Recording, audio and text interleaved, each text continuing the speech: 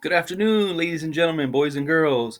Mr. A here to announce our final four teams in our March Madness of picture books. All right, so our winners for the first round, for the second round, for our final four matchups were Bad Case of Stripes. So a Bad Case of Stripes wins the top bracket.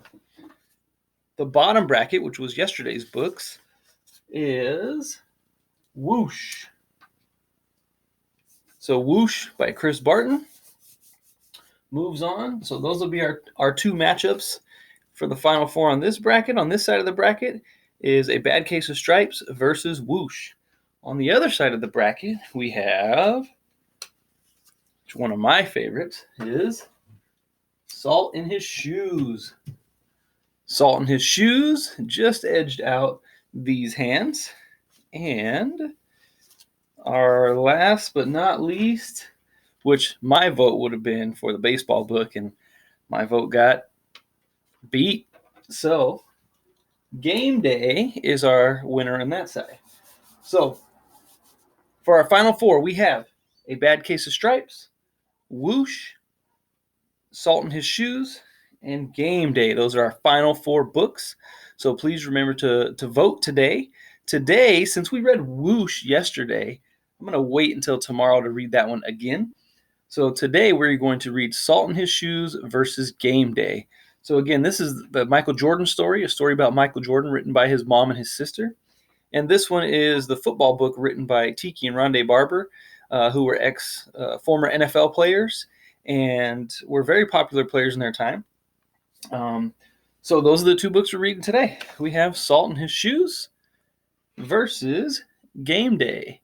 So make sure at the end of the video, you make sure you've cast your vote and let me know which one you would like to move on to the championship. Because again, only 1-2 more videos and then the championship. So our final video will be for the championship, and then we will have to announce a winner on a follow-up video. So here we go. Salt in His Shoes by Deloris Jordan with Roslyn M. Jordan. It's Michael Jordan in Pursuit of a Dream. All right, I'm going to do my best to give you guys a good view here, since I'm doing it a little different these days. All right, here we go. I hope that works. Michael loved to play basketball. Every Saturday, he followed his older brothers, Larry and Ronnie, to the park, hoping that they would let him play. And if one of the guys who usually played with them didn't show, they always did. But there was one problem. His name was Mark, and he was the tallest boy on the court. "What's the matter, Mikey? Too short?" Mark flapped his arms in Michael's face. "Over here!" shouted Larry. But when Michael threw the ball, Mark's long arms came out of nowhere and knocked the ball away. It flew into the hands of a player on Mark's team. He made the basket, and the game was over, just like that.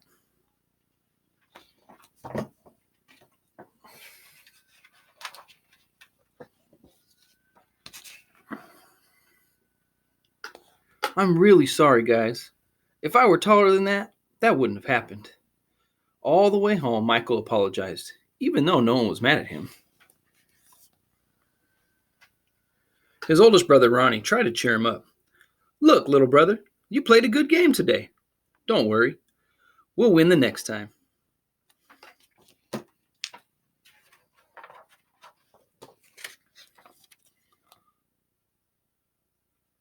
When they got home, Michael went into the kitchen where Mama was cooking dinner. He was still disappointed, and she could tell. "You guys lost again today, huh?"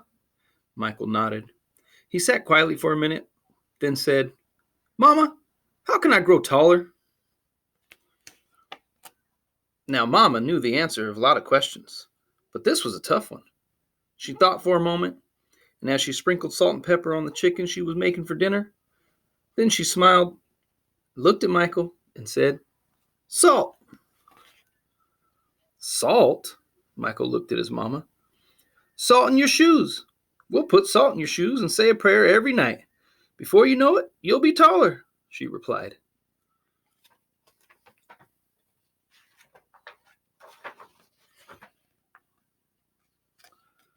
Salt in my shoes? Michael said quietly to himself. Surely Mama was teasing. He sat staring out the window trying to figure out how salt was going to help him grow.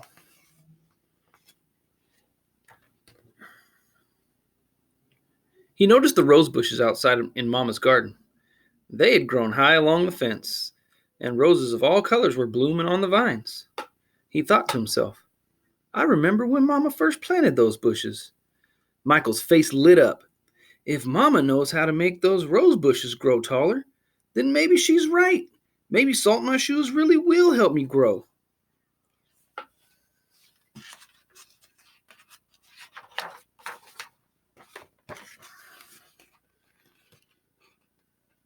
Growing more excited, Michael twirled around and started asking lots of questions. Mama, how long will it take? And how tall do you think I'll get? Smiling, Mama sat down next to him and explained. In order for this to work, the most important thing you have to do is be patient and listen to what I tell you and say your prayers every night. Listening carefully, Michael shook his head. Okay, Mama, I'll be patient. But what does saying my prayers have to do with it? Everything, Mama replied. And she hugged him. Now go wash up and tell your brothers and sisters to get ready for dinner. Michael dashed out of the kitchen, almost knocking over his father, who was just walking in. What's he up to now? Asked Daddy. Oh, the usual, laughed Mama. Chasing a dream.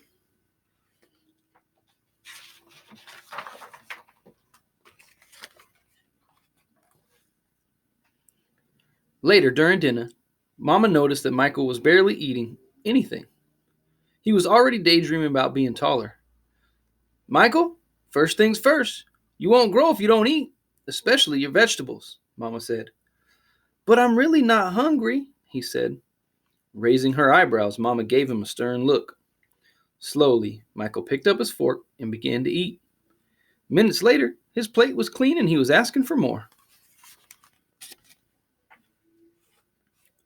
That evening at bedtime, Michael set his favorite game shoes on the floor next to the growth chart hanging on the wall.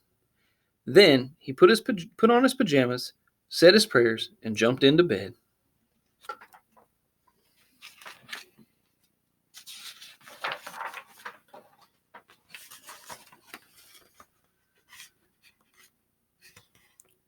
When Mama came in, Michael was fast asleep. By the look on his face, she could tell he was already playing basketball in his dreams.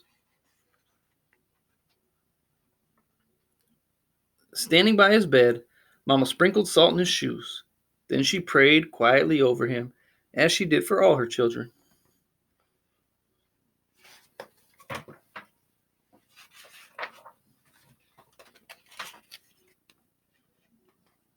Dear God, please help Michael to be the best he can be, and to always give his best in all that he does. And Lord, could you please make him just a little bit taller tomorrow than he is today? Thank you. Amen. After that night, Michael wore his favorite game shoes everywhere, even to church. He stopped going to the park with his brothers on Saturdays. Instead, he stayed home and practiced. He wanted to grow a few more inches before he went back to the park.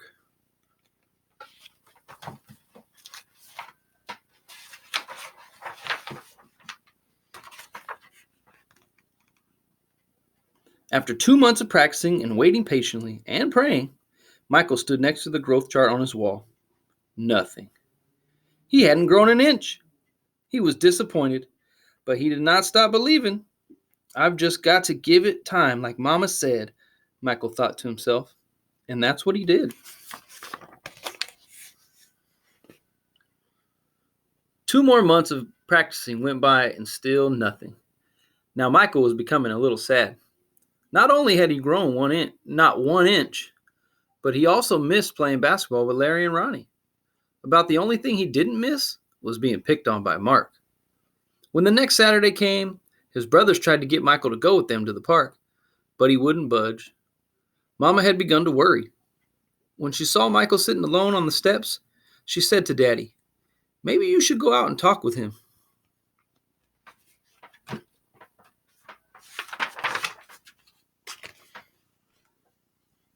So Daddy went out and sat with Michael.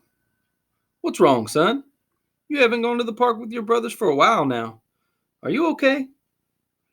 Michael didn't say anything at first. Then he looked at Daddy and said, I thought I would at least be a few inches taller by now. I did everything Mama told me to do, but nothing's happened. Michael, why do you want to be taller? Daddy asked. If I were taller, I'd be a great player, and I could help our team win, Michael answered.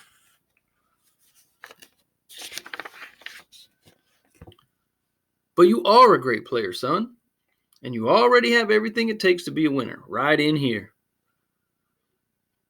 Daddy tapped Michael on his chest. Being taller may help you play a little better, but not as much as practice, determination, and giving your best, Will. Those are the things that make you a real winner. Michael thought about what Daddy had said for a minute.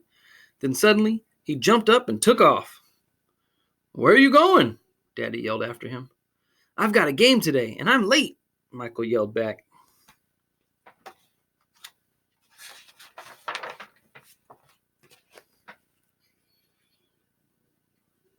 When Michael reached the park, the game had started. He sat on the bench, hoping he would get a chance to play. And he did. The game was almost over, and the score was tied when John, one of the guys on Michael's team, fell and hurt himself. Here was Michael's chance. Michael joined his team in the huddle as they gathered on the sideline for a timeout. Okay, the game is all tied. All we need is 1 point. Who wants to take the shot? Ronde asked. He looked in Michael's direction. And feeling more confident than ever, Michael said, I'll do it.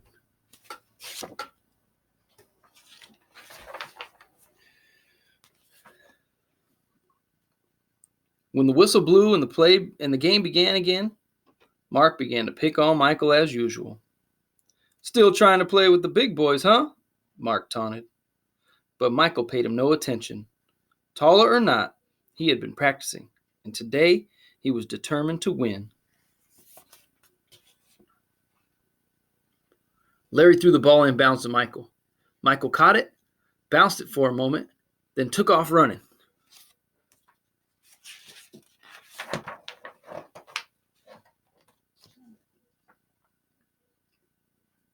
As he approached Mark, Michael shifted to his right. Mark followed, but while he was still shifting, Michael spun to his left, stepped behind Mark, and shot. The ball arced far above his opponent's hands and fell silently through the hoop. 2 points. The game was over. Michael's team had won. It was just as Michael had dreamed. When he realized what he had done, Michael took off running and didn't stop until he reached home.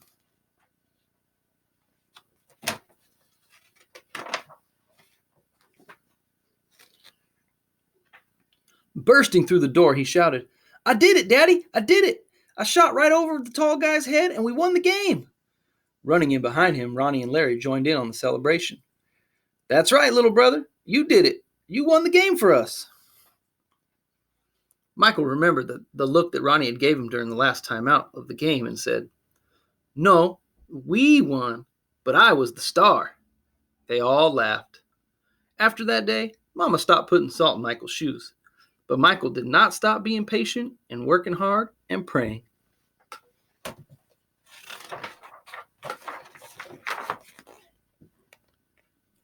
So that must be what made Michael grow to be a 6 foot 6 inch tall basketball superstar.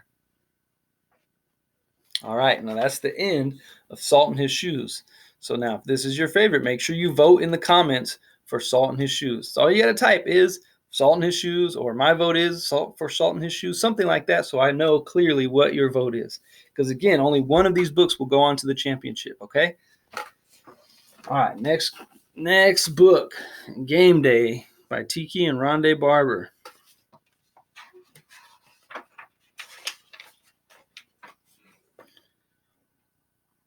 It was the play Coach Mike liked to call Old Bread and Butter. Tiki and Ronde knew it by heart. It went like this. The quarterback took the snap and looked left as both ends broke to their left.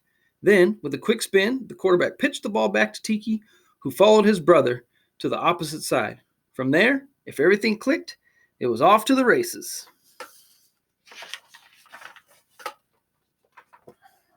And this time, everything did click. The defensive end ran toward the quarterback. Staying behind Ronde, Tiki sprinted into the clear. The goal line was 60 yards away. At the 20-yard line, 2 defensive backs closed in on Tiki. Ronde, leading the way, dove at the knees of the first defender and bounced into the second, and all 3 players went down. Tiki leaped high and kept on going. Touchdown, Vikings. Tiki Barber, number 22, scores, the announcer called out.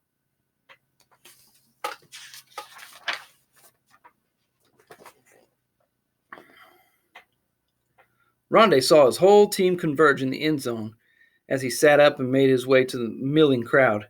He was limping a little. The block he had thrown had somehow hurt his ankle. Tiki, Tiki. All the Vikings crowded around Tiki and cheered. Even some parents had come down onto the field. Ronde saw his mother looking at Tiki and waving. He wondered, if I hadn't made that block, Tiki wouldn't have scored. Did anyone notice that? Coach Mike came up beside Ronde and patted him on the shoulder. Nice game, the coach said. Then he added, that twin brother of yours, he's amazing. That's his 7th long touchdown run this season. Yeah, Ronde said with his head down. You okay? The coach asked. Yeah, I'm okay, Ronde said in a quiet voice. He didn't feel like talking to anyone as he hobbled across the field.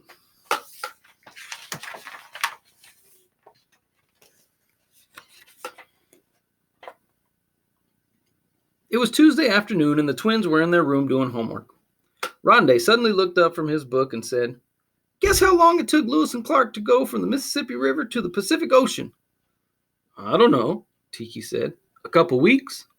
A couple weeks? It took almost 2 years. Ronde grinned. That's how much you know. Well, if 2 guys row all day. It wasn't just 2, Ronde answered. No way. He pointed to his book. It took like 40 to get there. A whole bunch. The twins' mother popped her head in the room. Surprise, she whispered. Someone's here to talk with you.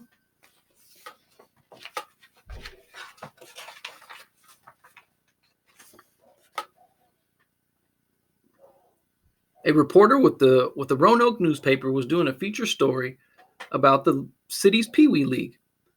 There was a photographer with them too. Are you Tiki?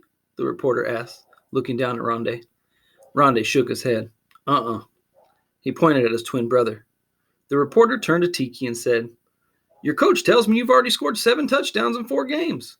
What's your secret? Tiki, like Ronde, felt funny talking to adults. He pawed the floor with one foot.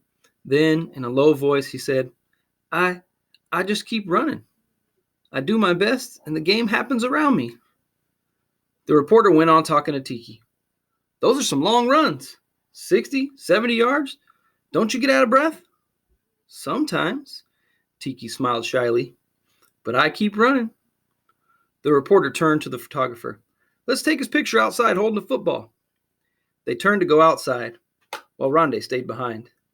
Then the boy's mother called out, How about taking both boys' picture together? They're a team. Ronde is Tiki's best blocker. Sure, said the reporter. Great idea. Okay.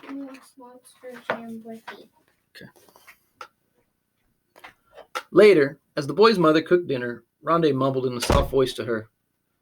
Guys who block and stuff like that, nobody notices. People just notice the guy who scores touchdowns. His mother was silent for a moment. Ronde went on. I'm fast too. At the tryouts this fall, I was as fast as Tiki. Why don't I carry the ball more? His mother seemed to be thinking. Then she popped a funny question. Who cooks dinner here? Ronde looked up. Why is Mom talking about dinner now? You do, he answered. And if I were to stop? His mother asked. Ronde made a face and thought, we'd probably be eating peanut butter all the time. But before he could say that, his mother jumped in with the answer. I'll tell you, we all starve. And who carries the garbage out each night? Me and Tiki. Right on, Buster. And if you guys didn't? Ronde smiled. We'd all have to walk around like this, his mom said as she pinched her nose. She laughed. It's a good thing we work together here, isn't it?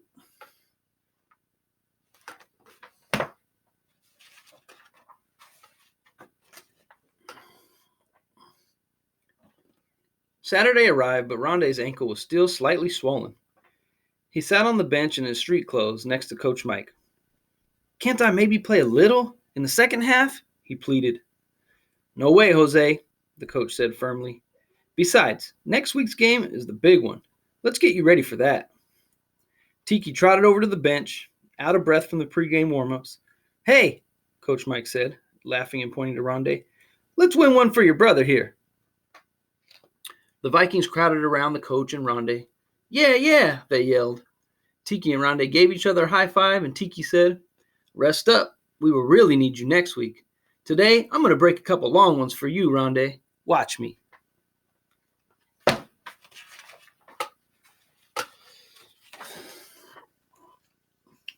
Yet, easier said than done. Again and again, Tiki cut through the line or dodged a slow-footed lineman, only to find himself trapped by 2 or 3 defensive backs who hemmed him up and drove him out of bounds. A few times, Ronde leaped to his feet and called out, Go, Tiki, go! But it didn't do any good. Cheering helps, Coach Mike said, but not as much as a few solid blocks. Then he added softly, He's missing his main man. Ronde looked over at his coach, wondering, Is Coach Mike talking about me? The game was tied after 3 quarters.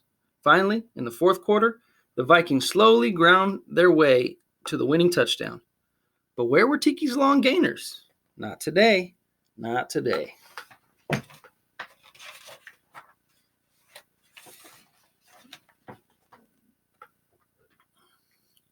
It was the following Wednesday, practice day before their big game with the toughest team in the league, the Knights. Ronde felt like a colt who had been let out of the barn. He hopped up and down to test his ankle. He led the team in the warm-up run around the track. He loved the breeze on his face and the feel of the cinders under his shoes. Coach Mike told Ronde and Tiki to take turns catching and returning punts. As Tiki watched from the bench, Ronde caught 10 high, spiraling punts in a row without dropping one. And after each catch, he zigzagged and sprinted downfield for 20 yards and then came back.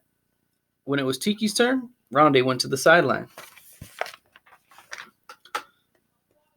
Paco, and Ronde and Tiki's best friend, jogged over to where Ronde was sitting. Paco was heavier than the twins and slower. He played on the offensive line and was a solid blocker. Yo, Ron. Hey, Pac. Paco sat down next to Ronde, breathing heavily. Hitting those blocking dummies is hard work, he said. Ronde looked at Paco. Pac, you ever get tired of just blocking for other guys? Sometimes. But I figure someone's got to do it. And when I do it okay, it feels good. And when we win, it feels really good. Yeah. I wish I could run fast like you and Tiki, but I can't. So, Ronde and Paco were quiet for a moment. Paco went on. My dad always says this funny thing. He says, you got to play the best with the cards you're dealt. You know, like a loud whistle blew and interrupted the moment. Practice was over, but Coach Mike was calling, Ronde and Tiki, over here for a few minutes. We got a new trick play for Saturday, on the double. Ronde jumped to his feet. What was this about? Later, he called back to Paco as he ran off.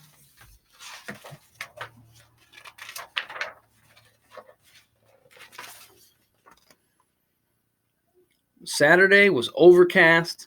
The wind swirled and died down and swirled again. The Knights were wearing shiny black uniforms. The gray sky seemed to make the players look even bigger. Parents stood behind the Vikings bench and filled the bleachers. Ronde looked over and spotted his mother. She smiled and gave him a thumbs up and mouthed the words she always used to say, play proud. The Vikings gathered around Coach Mike, then jogged onto the field. The boys were psyched up as the start of the game neared.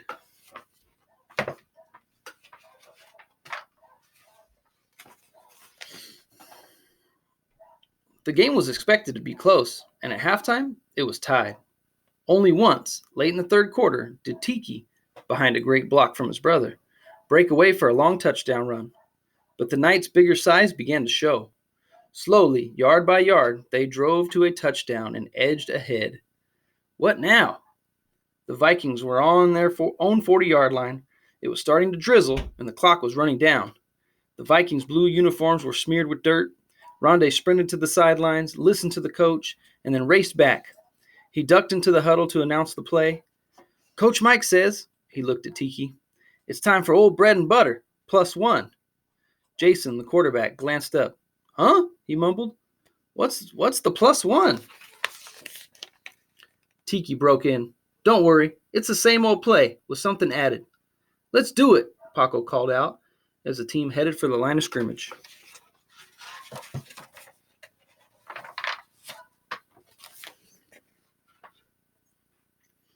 Jason took the snap. He faked a pass to the left and wheeled around. He shoveled the football back to Tiki, who veered outside the onrushing end. Tiki threaded his way downfield behind his brother, but 3 defensive backs were closing in. Then something strange happened. Ronde seemed to miss his block and slide sideways past the defenders. The 3 tacklers, sure of themselves now, headed for Tiki. It seemed like it was all over.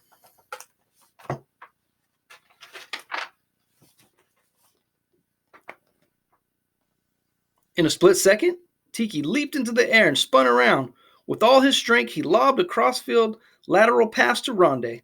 The football wobbled and dipped, but Ronde, without breaking stride, bent forward and snatched it clean just above his shoes. He tucked the football under his arm and was off.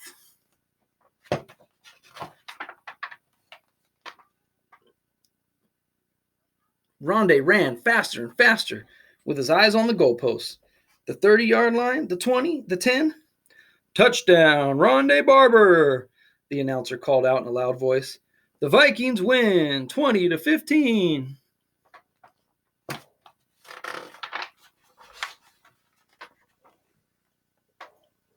Ronde stood in the end zone and looked back. The whole team was racing downfield toward him. Tiki was there first. Together, he and Ronde held the ball high in the air. The Vikings gathered around. Many hands reached to touch the ball, the winning football. You did it, Tiki shouted at Ronde. Ronde laughed. No, bro, you did it. Then he stopped. No, we both did it. Then he stopped himself again. No, we all did it. Hooray, Vikings. And that's the end. There's Tiki and Ronde right there. And this was them on their Pee-wee team. All right, so, again, make sure you vote. Which one is going to go to the championship game? Last chance. So vote for Salt in His Shoes, if that was your favorite book of these two, or for Game Day, if that was your favorite of these two. Only one book can advance to the championship. So, again, the winner of these two is going to move on to the final matchup. So please vote. Make sure that you just type it in the comments which book you want, and I'll announce the winner again.